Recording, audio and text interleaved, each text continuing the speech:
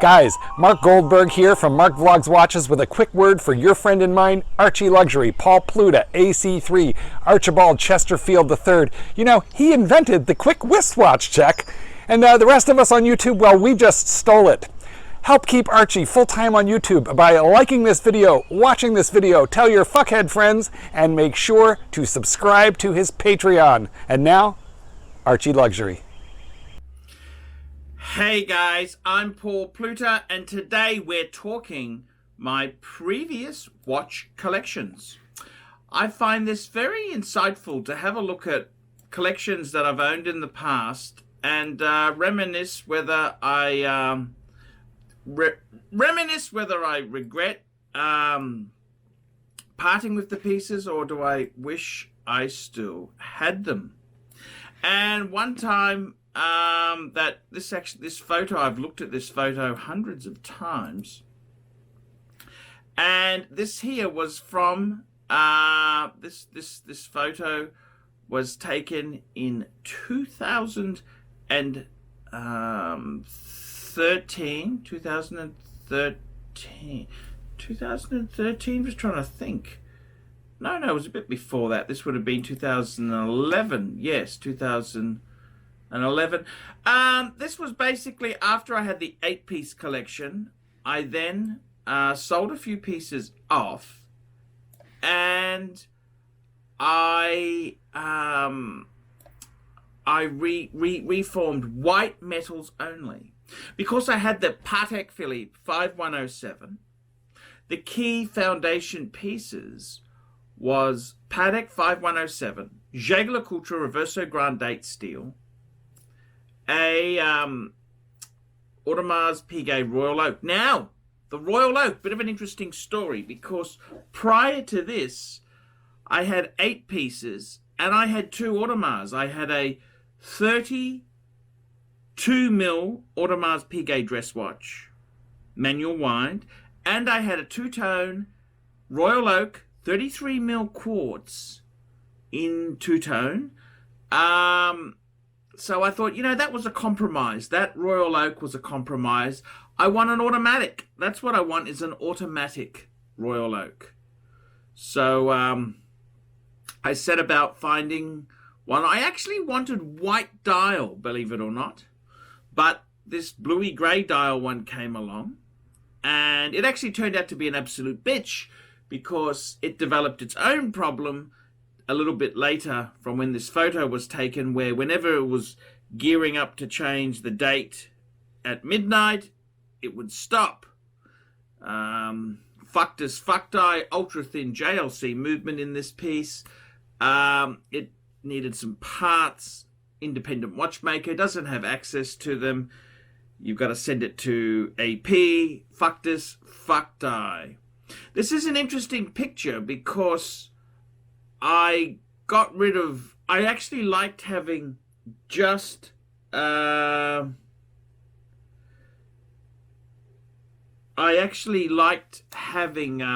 white metals, and I had 3 dressy sort of watches and 3 sports. And I thought this was a pretty well perfect collection. 1 brand per watch. So there was no double ups in brands. All white metal. And I looked at this photo and thought, fuck, I should have just been content. This is a collection I could still own and be happy with. Interestingly enough, I did upgrade the Speedmaster. Yes, I did sell the Speedmaster, and I bought a better condition one, which you can see in these photos.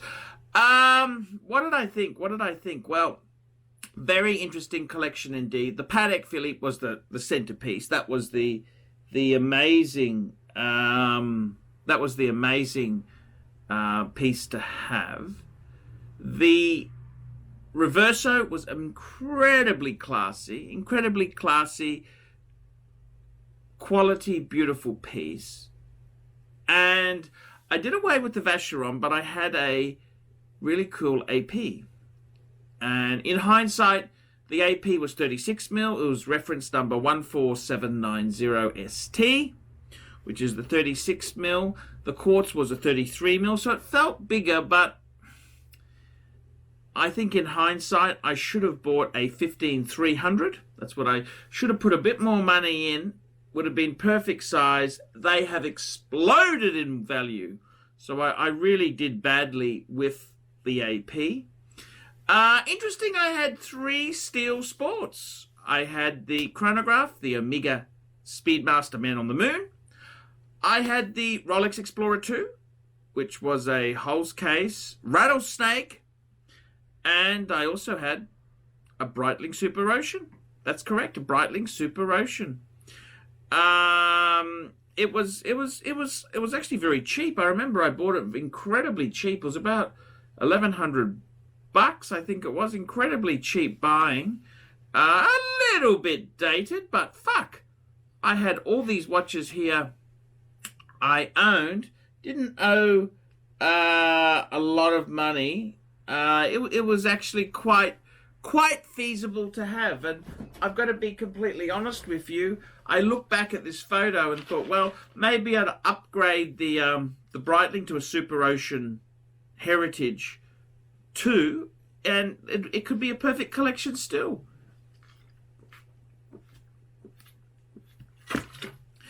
Maybe the AP, I should have gone for the 15-300. They weren't much more by the time I added servicing this 15-4790 AP.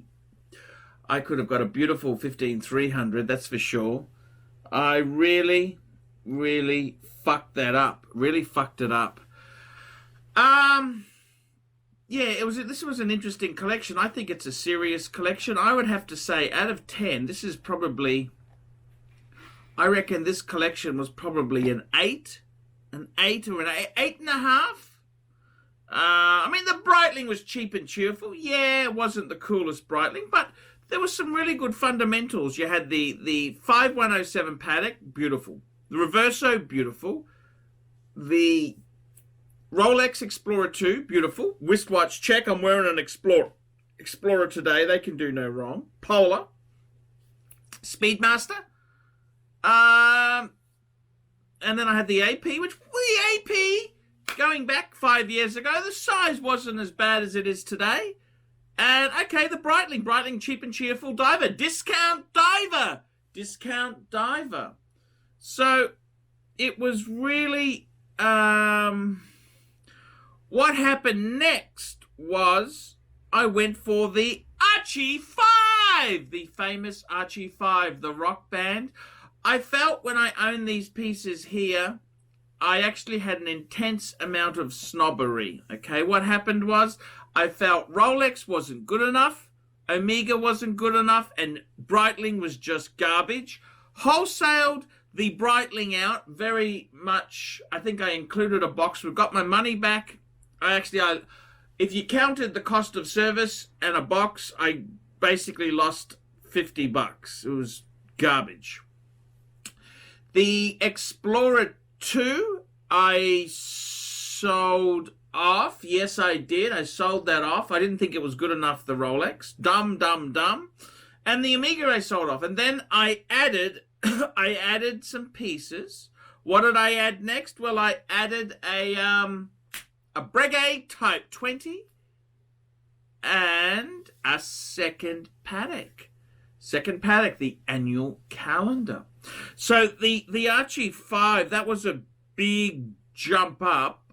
I got myself into serious debt. Serious debt to get the Archie 5. I really wanted the Archie 5. I really wanted the Patek. I took out a $20,000 loan to get the annual calendar. Yes, I'm not made of money, sunshine. I borrowed up big. And the Breguet, I got a credit card. Got a credit card for the Bregster. Now, I sold some pieces off. Yeah, I was juggling funds at the time. You know how it is. You know exactly how it is. Yeah, that's what happened there. So it's an interesting tale, but I look back on this picture and say there were 6 pieces. Very nice collection. Yeah, you could have maybe upgraded the Breitling, but it was a nice collection. It had fundamental. It was a good collection. And yeah, I must say it is a very, very tricky situation, very tricky. But yeah, that was my collection. This is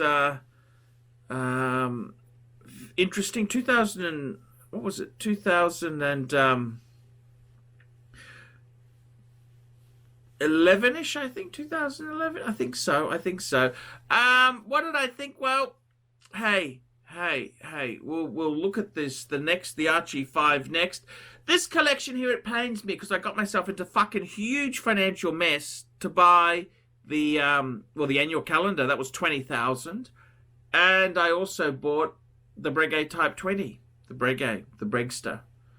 And I don't know if it made me happy or what. I became a snob, a wristwatch snob. I didn't think the Omega was good enough. Didn't think the Rolex was good enough. Definitely didn't think the fucking Breitling was good enough. That's for sure. Got rid of that fucking thing.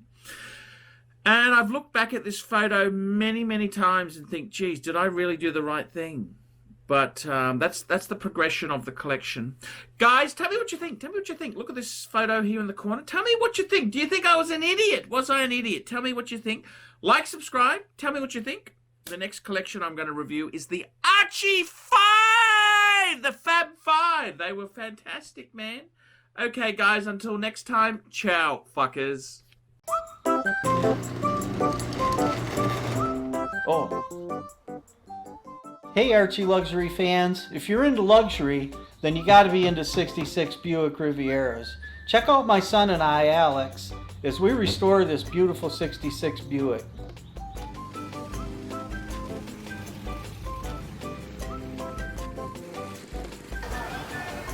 Neighbors are having a picnic, you know, having fun and stuff. Me, I'm doing cars. It's what I've done my whole life.